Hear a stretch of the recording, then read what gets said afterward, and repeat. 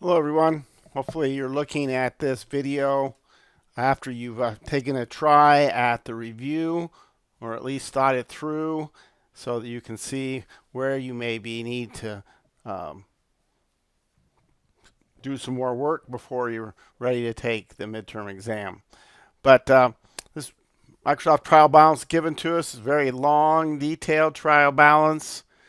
We just had one column, and so our first step that we needed to do was break it into debits and credits based on the normal balance, based on what we know about the accounts. And the order, they were actually in order based on where they go on our financial statement. So the income statement, then the statement of comprehensive income, changes in equity, and so forth. So uh, jumping in to put those in the trial balance, debits on the left, credits on the right. Just make sure we're thinking correctly. Our trial balance balances. All right. We have some information having to do with debt maturities. So that if you would like to make a adjustment to make the current portion of long-term debt correct, I left it blank. So you can do that for 2026 based on the information given here. The allowance of for doubtful accounts should be 2.5. We look at it, it is currently 301. It needs to be 496. That's 2.5% of accounts receivable. And so we need a difference of 195. Credit allowance and debit the selling and marketing expense. If you wanted to add an account called bad debt, that would be fine as well, but doesn't seem quite necessary. All right, memorization. I'm not going to spend a lot of time on that. You can find the formula. You also can look at this as a spreadsheet and see the actual numbers, that sort of thing. This is just to help explain a few things. Short-term debt was refinanced, meets the deadline by June 30th, be classified as long-term debt. So we're going to move it from short-term debt to long-term debt. Simple as that for the 500 debit credit. All right. All the short-term unearned revenues be earned over 12 months, and 2 months were not recorded. So this amount is total short-term unearned revenue.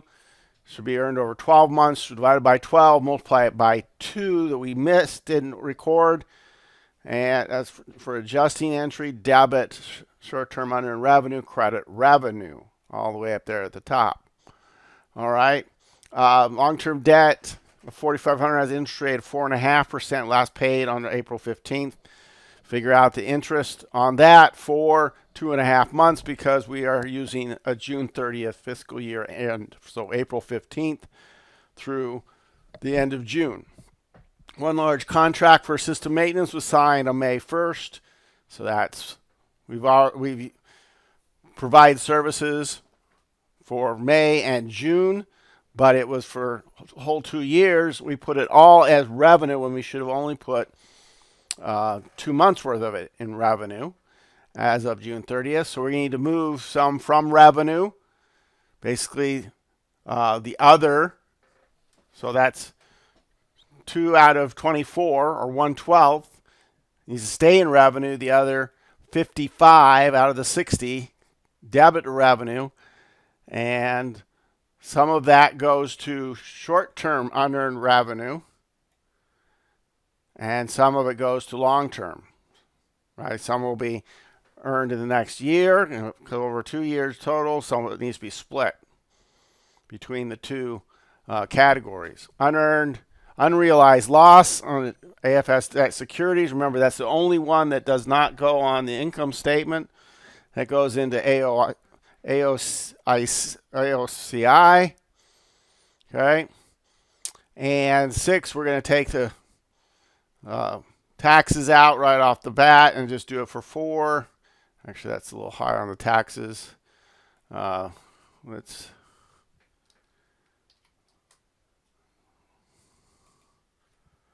So it's a loss. We're going to credit the equity investments, and we're going to debit unrealized gains and losses. And OCI. All right. One insurance payment was made for $18 million. The entire amount was recorded as administrative expense when paid. Coverage is for 18 months. So we bought it back in February. We're in June. We're at the end of June. So February, March, April, May, June. 5 months have been used. But the other 13 months have not been used. And we put it all as if it had been used in administrative expense. So we need to back out 13 months worth in administrative expense.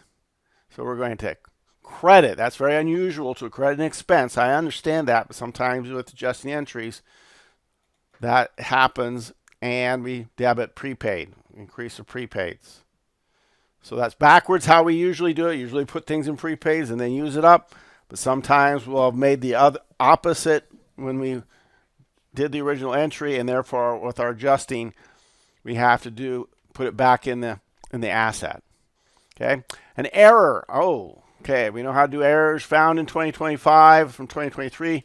Result in depreciation being understated by $62 million total for 23 and 24. Assets have not been sold yet, because if it had been sold, they'd be reversed out. And we wouldn't have to make a correction, but we do. And the 2025 depreciation is recorded properly. So we just need to fix 23, 24.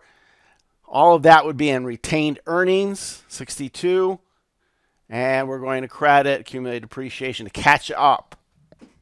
Okay, so that actually requires a journal entry in order to record that in our accumulated depreciation.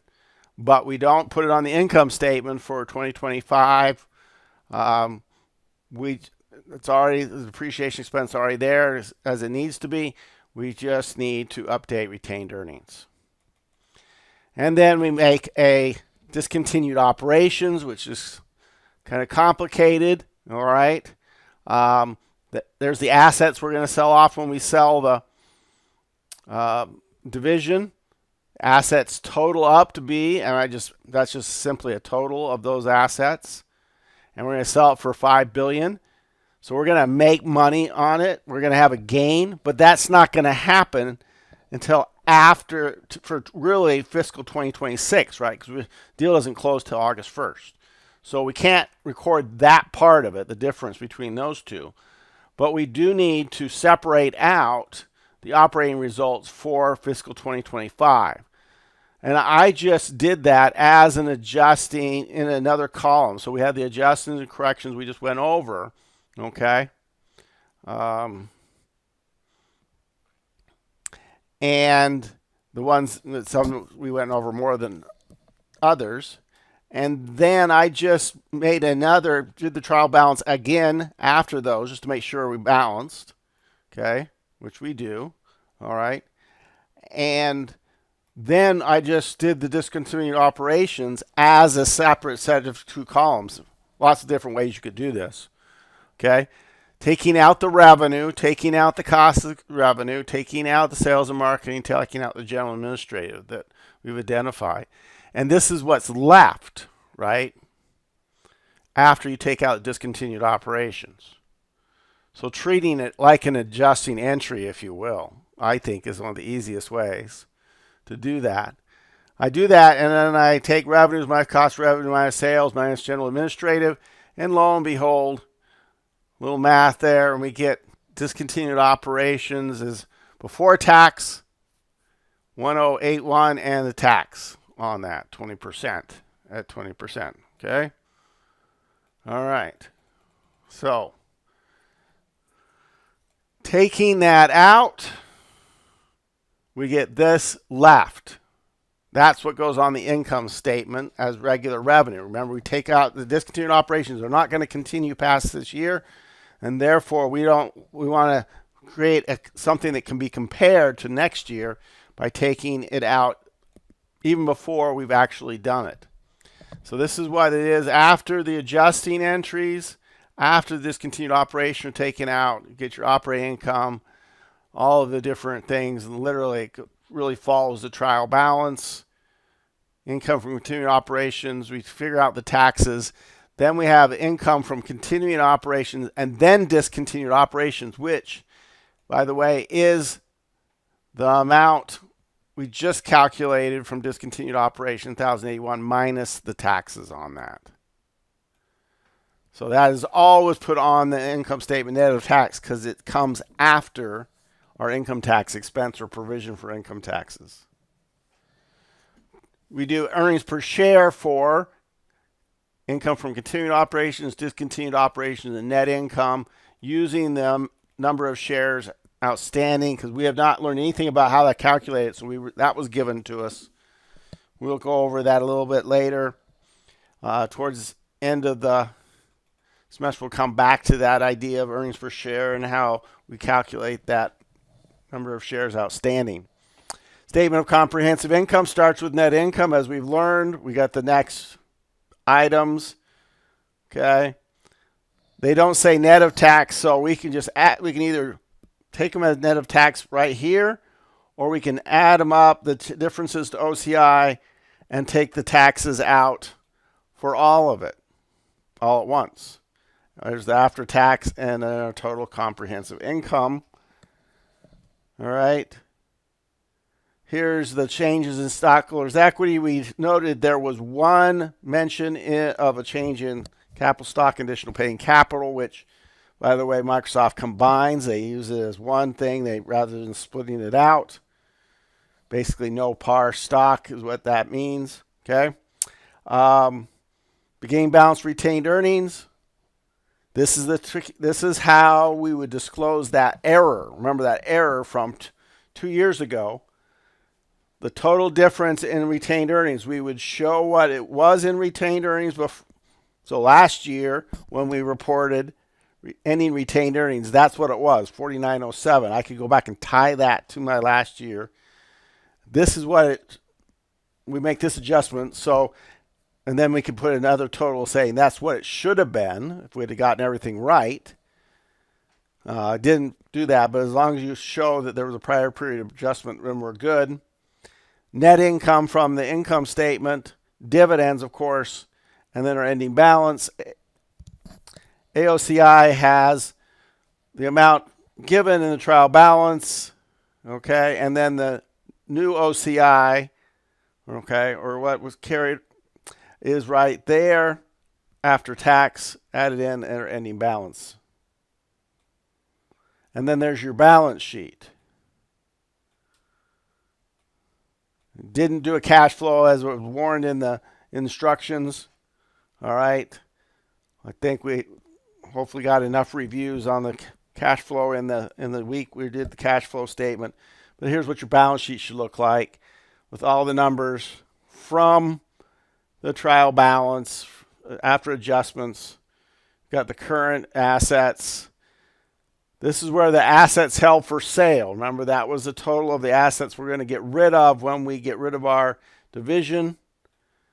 So that's where that goes at the end of our current assets. So that's through here is current assets. Notice the allowances subtracted.